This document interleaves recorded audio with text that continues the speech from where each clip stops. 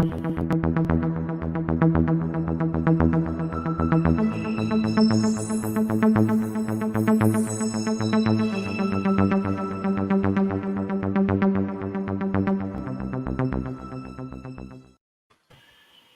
welcome to channel KT4 Local, broadcasting live on Facebook and YouTube. You can join in by sending in questions during the show. Just press the comments button on the screen.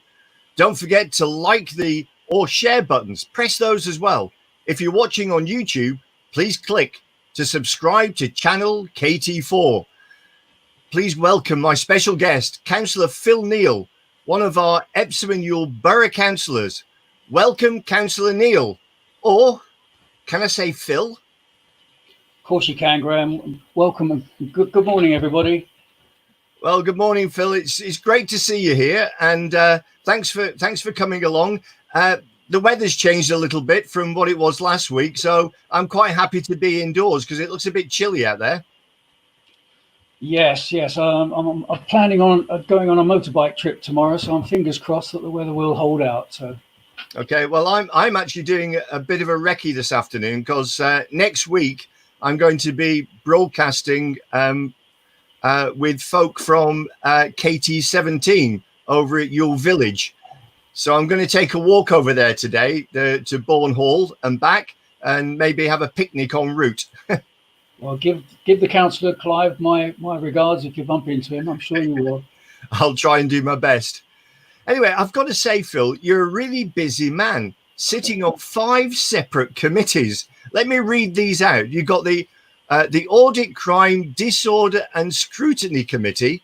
You've got the Environment and Safe Committee, the Licensing and Planning Committee, the Community and Wellbeing Committee, and the Licensing (close brackets) General Subcommittee. How do you keep up with all these committees, especially at this present time? Well, the answer to that is, at the moment, we're almost stalled. So I can't really answer your question truthfully.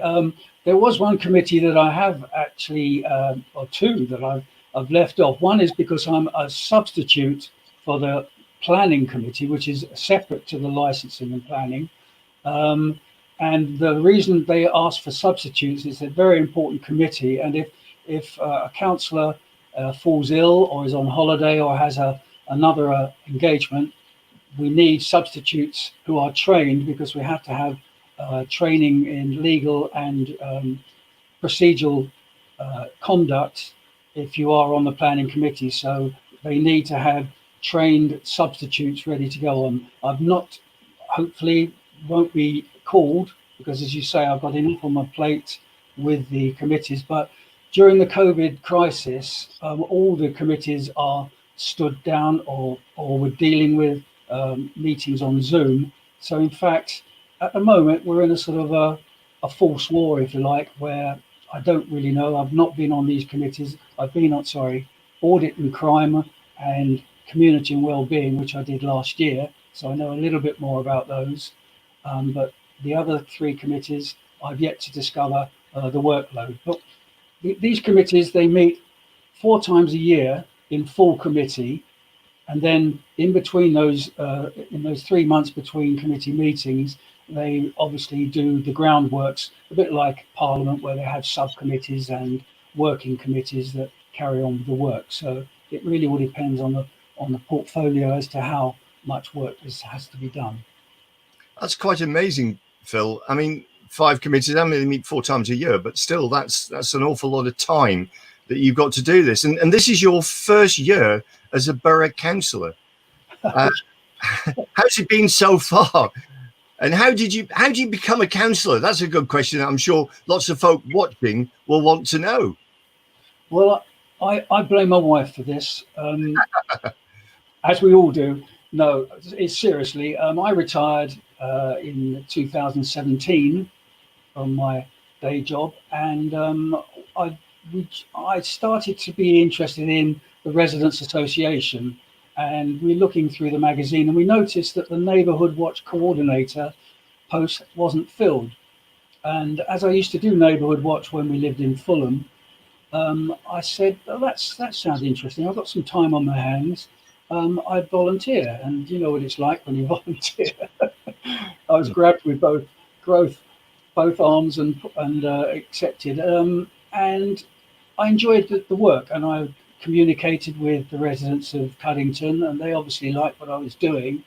And when the local elections came up in May 2019, there was a spare seat because George Crawford, who worked hard for, I think, 16 years as a councillor for Cuddington, he decided to stand down, and I was invited to go for the election, and I was elected. Oh wow! Actually, Phil, I've found a picture of you in all your fine robes. Here it is. Look at that. Right, yes, very posh. I'm interested in this because, you know, being an ex-military guy, I'm into uniforms and all that sort of stuff. We all like to be peacocks, really, don't we? So can you tell me something about this? Why is it blue, for example? Right, well, the reason they're blue, in fact, they're not all blue. The councillors, and these are all elected councillors, remember, they wear red or blue. And I actually asked one of our longer standing councillors who wears red what the reason for this. And it goes back to quite a long time ago when the council was made up of aldermen and councillors. Councillors were elected, aldermen were privileged, usually local businessmen or clergy or people of standing in the community that were invited on without being elected. Now that really isn't satisfactory in today's democracy. And when the local government acts were changed, aldermen disappeared as a person of power, if you like, in councils. And the aldermen now are not just because they are recognised for the work they've done in the community. And if you become an alderman now, it's an honorary title with no power power on any committees. They're just called aldermen. Whereas now we were left with these lovely red gowns, and Epsom and Ewell, being very, very sensible with their finances, decided to use the gowns. So they're now given to the longer standing councillors. So us newbies, I won't say youngsters, but the newbie councillors, we wear blue, and the councillors who've been the longest standing wear red as recognition of their service. See, I've learned something new today, Phil. Tremendous. Thank you. Now, you're a resident of Cuddington, and you're in the Cuddington Residents Association. So what are the main issues for Cuddington's residents today? Gosh, now that could take a couple of days to go through.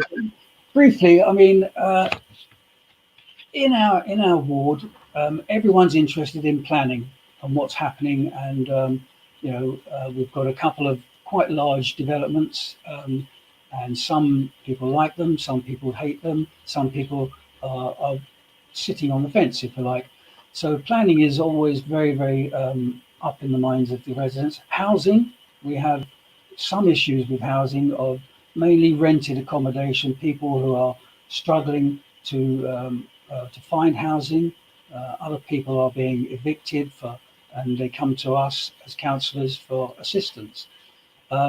We have social care issues where we have elderly that perhaps are vulnerable, especially now with the COVID-19. We've been very, very active in keeping a very close eye on our vulnerable residents. And then we get down to the usual nitty-gritty of parking and problems with parking, pavements, conditions of pavements and the Verges. Being a lovely green borough, we have trees, and trees are great, but they also need maintaining, and they sometimes cause problems with damage to buildings and roads and pavements. Rubbish collection is always high on the list of complaints and activities. Then we get to the nasty antisocial behaviour, which is fly tipping, graffiti, drugs, and that's the other things that concern the residents of our borough at the moment. Okay, one of the other things. Phil, you touched on there briefly, the vulnerable and the elderly. And obviously there's been quite a bit of focus because of COVID-19 on these group of residents. And I believe that the council has been doing some pretty good work there, with meals and various other things being sent to elderly folk. Can you expand on that just a little bit? Yes, the council have actually stood up to the mark and been amazing here, because one of the first things that happened with COVID, because being a councillor, we have access to the town hall at all times, and I used to go to the town hall 2 or 3 times a week to pick up mail and to talk to officers and other councillors. One of the first things that happened was the town hall was shut down and our passes were cancelled, so we couldn't automatically swipe in for very sensible reasons, which was to isolate and to prevent disease spreading, and to protect us and to protect the people who worked in the town hall. From that, emergency services were set up, and we had a community hub set up to identify the vulnerable and the shielded within Epsom and Ewell, and it happened so fast. We had 2 levels, really, the shielded, which were the extremely vulnerable, which were people over the age of 70, and other people who had illnesses, mental problems, and they were in the top tier of vulnerability. And then we had what we call the vulnerables, which were people who are of a certain age, and I was one of them, who possibly could need assistance. The officers of the town hall identified the shielded, and they made sure that they were all contacted over the first 2 weeks of the shutdown, of the lockdown. And the councillors who were available to make phone calls, and I was one of them, we had a list of about 600 vulnerable residents, which we split between the councillors, and we each had about 60 residents who we all contacted to check that they had that they were okay, they were feeling okay themselves, they had access to medical supplies, access to shopping, and that they had contact with the outside world, i.e. friends or relatives that were calling in. If they didn't, then we would signpost them to our community hub, and they would take over and help them with any services they required. I think that's great news. Actually, there's a lot of work going on within the council that I'm sure many residents, for example, the information that you've just shared with us, that many residents just aren't aware of. Quite amazing.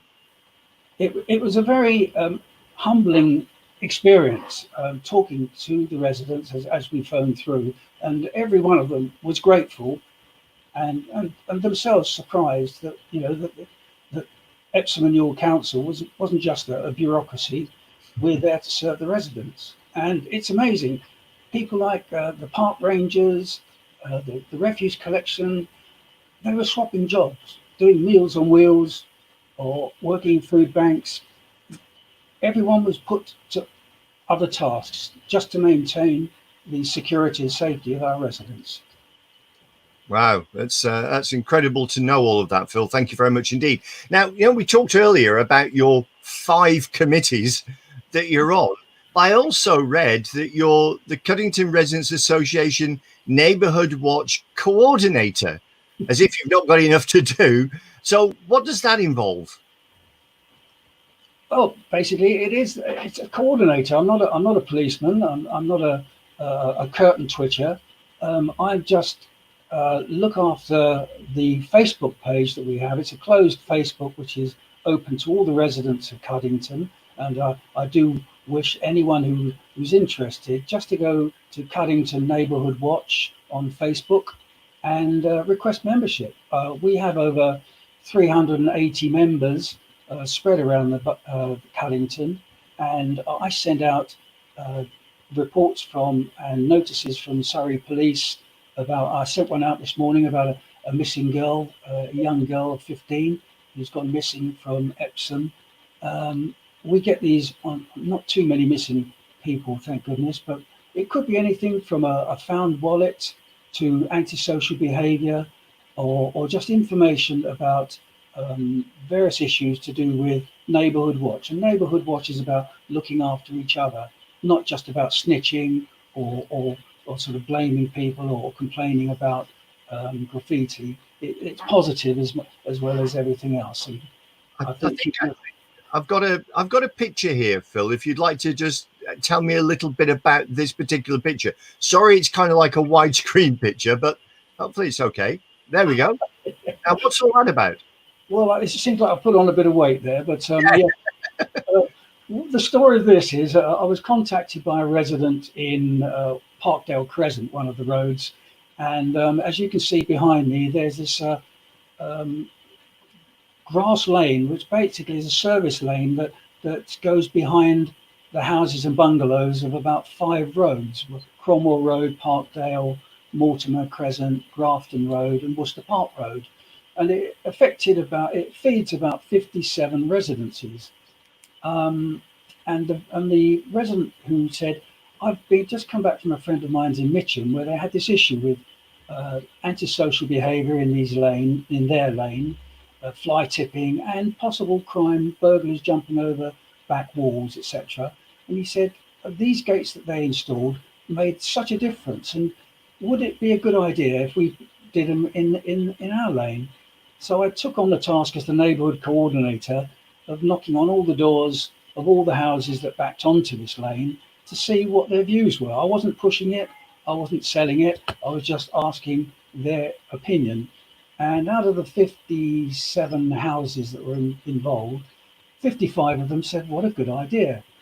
So we then went to the next stage, and I, once they'd all agreed, I said, well, I'll get some quotes. And I got 4 quotes from different contractors, and we chose what we thought were the best quote in terms of quality, reputation, and price. And I then got the budget, sent it out to everybody. It worked out about £70 per residence, and they all said yes, go ahead. I got planning permission from the council, and once we got that, had them installed. It took from about December 2018 to May 2019 when they were installed, and that was the finished article that you saw behind you. 2 sets of gates, one either end, and it's made such a difference. Everyone's said what a difference it's made. Good. And also, you're very keen to restart the Friends of Shadbolt Park. Now, what do the Friends do, and how does one get involved? Well, the Friends of the Park just basically do the things that the Rangers and the council don't have the resources to do. We are the residents of Cuddington, and we enjoy our park, and we like to see it, I won't say military neat, pardon it, Graham, I know that you're an ex-military man. We don't want to whitewash the stones or to make them look very neat, but we just like to see it tidy, get rid of the plastic bottles and the rubbish, and trim the hedges, and basically fossick around the park, enjoying it. Some of the residents don't have the gardens of their own, so it would be a nice place to come and relieve a bit of the stress of daily life by coming in and helping and contributing to the park. Yeah, I think the Daylily Garden, I just put up a picture there, is quite a feature, isn't it? There it is. Oh, yeah. Yes, it's a beautiful. This is a garden that's by the side of the surgery. It's not regularly open to the public, but because in June, July, when the lilies flower, it is opened on a controlled basis with people to just supervise anyone who wants to come and have a look. And it will be advertised when the Daylily Garden is open. And also an initiative that I'm hoping to include in the Daylily Garden is to put a couple of beehives at the back to help improve and propagate the flowers, and also to add another interest to the park. So that we're discussing it with the council at the moment, and I have experts giving me expert advice on how we can do it. So that plus the open park, which everyone enjoys, the trees and the seating there, is another just a very, very good asset for Cuddington. So please, if you see us, we're there Saturday mornings from 10 till 12 on a regular basis. Just keep an eye out for a hi-vi and come along and ask how you join. A lady came up to me last week, and Kathy, her name, and I contacted her, and she's going to come along next week, and I'll give her a wheelbarrow and she can go and trim some of the shrubs for us. Now, having talked about the wonderful Shadbolt Park, there's another aspect to the Cuddington ward, and that's there seems to be a real increase of fly tipping locally.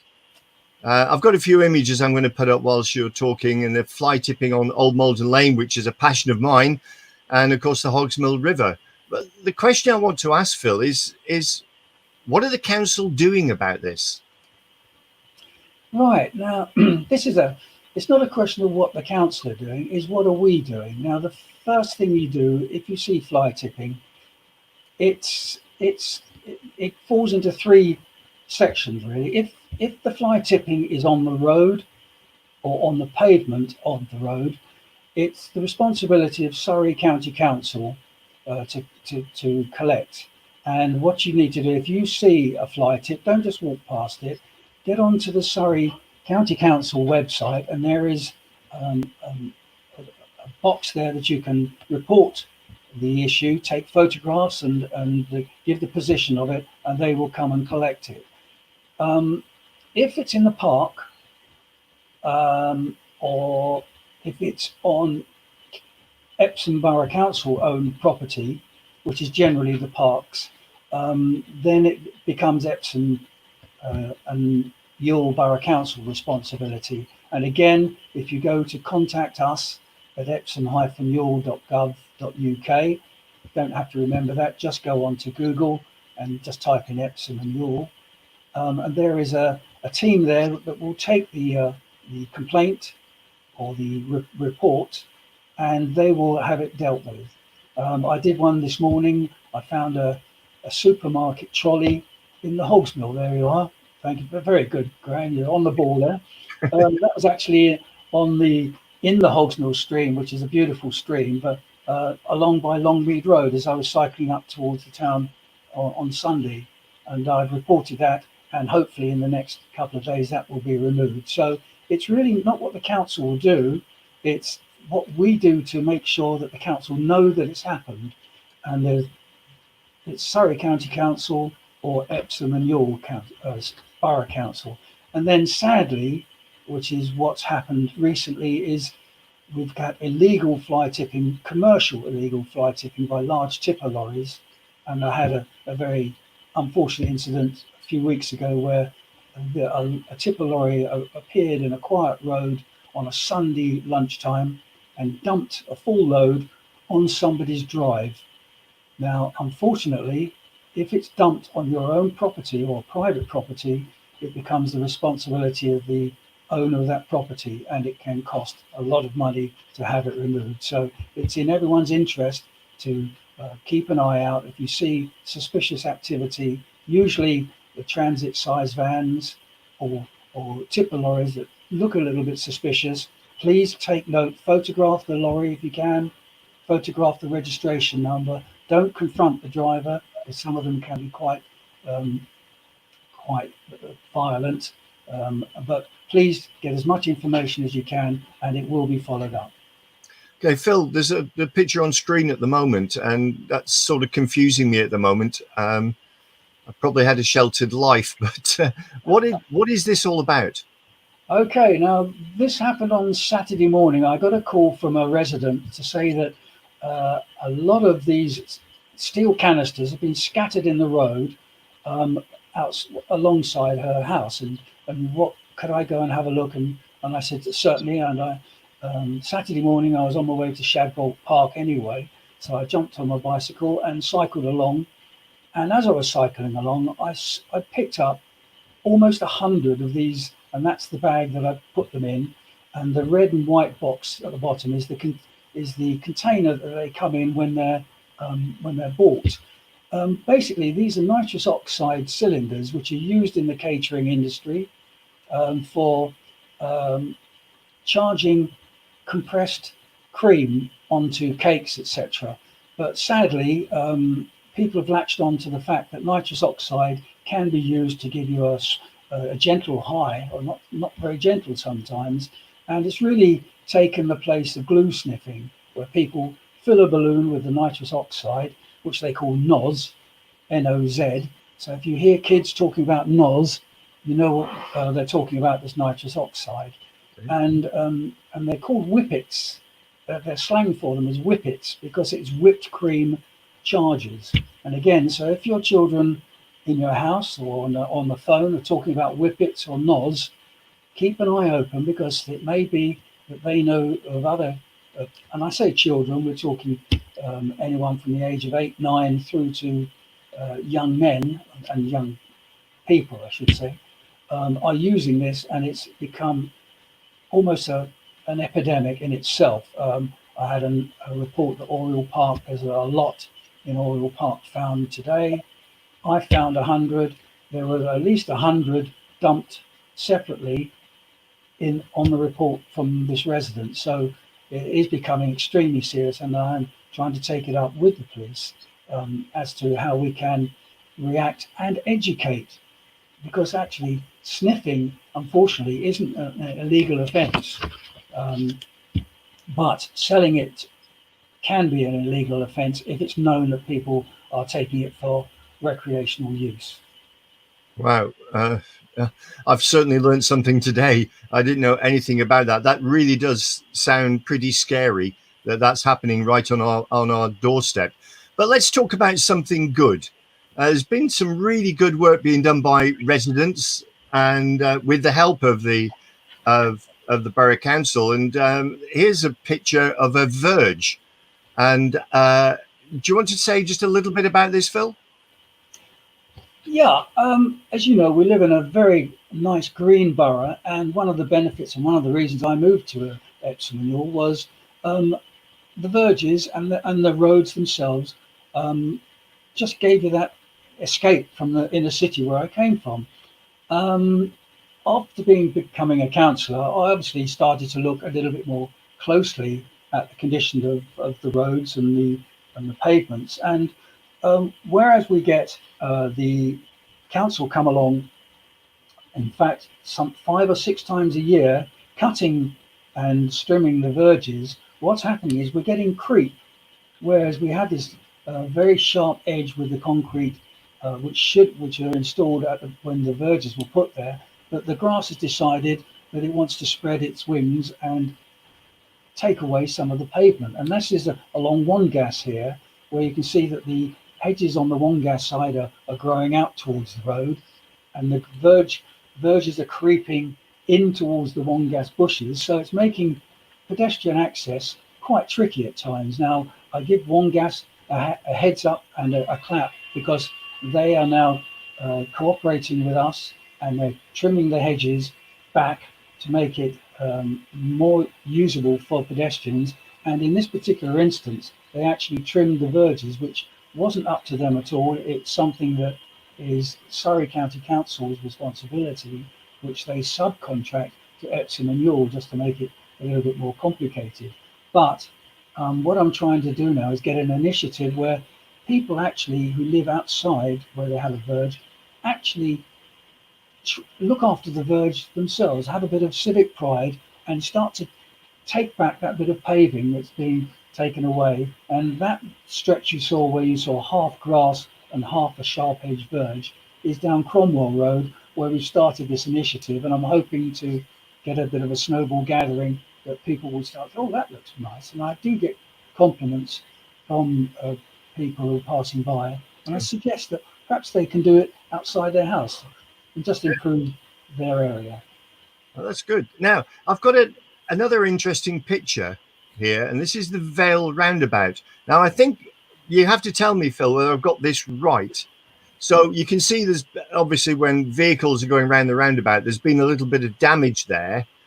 And I think, if I'm right, that's the responsibility of Surrey County Council to repair that. And I believe that they've agreed to do that work. But then you've got the roundabout itself, where you've got planting and various things. And that is the responsibility of the Borough Council. Am I right in my thinking of that? Yes, you're spot on there, Graham. This particular roundabout at the Vale, it's interesting because it's right on the border of Cuddington, which, if you look to your right, is Vale Road, and looking directly over the top of the roundabout is Cuddington Road, which are in the borough or in the ward of Cuddington. Then to the left is the extension of Vale Road, and that is in the ward of Oriel.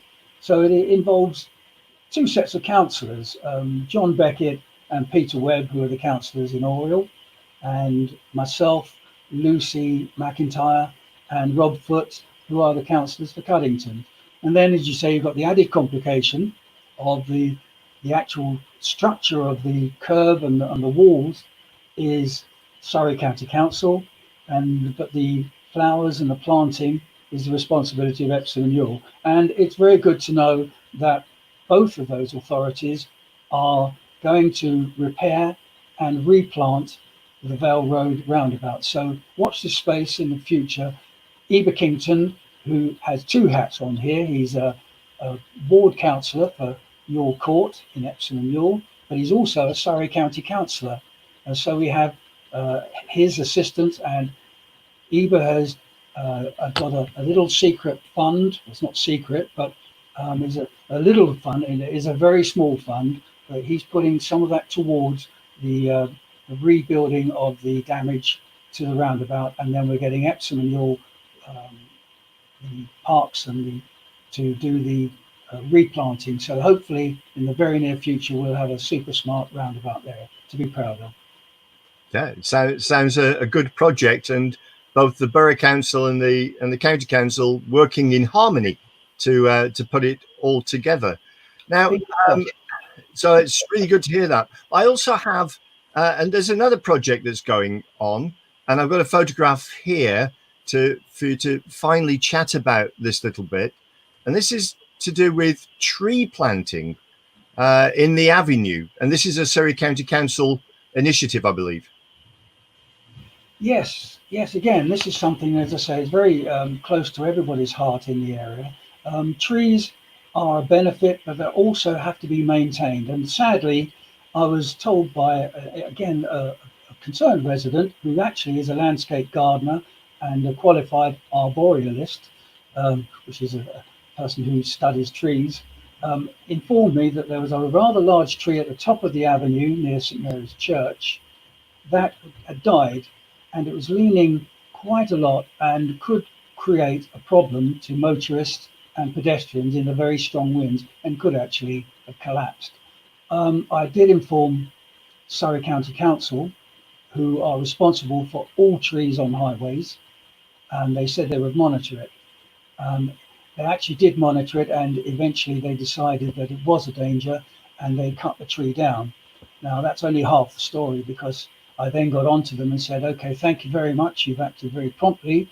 Now, what about the replacement? And this is where I had a long silence on the phone.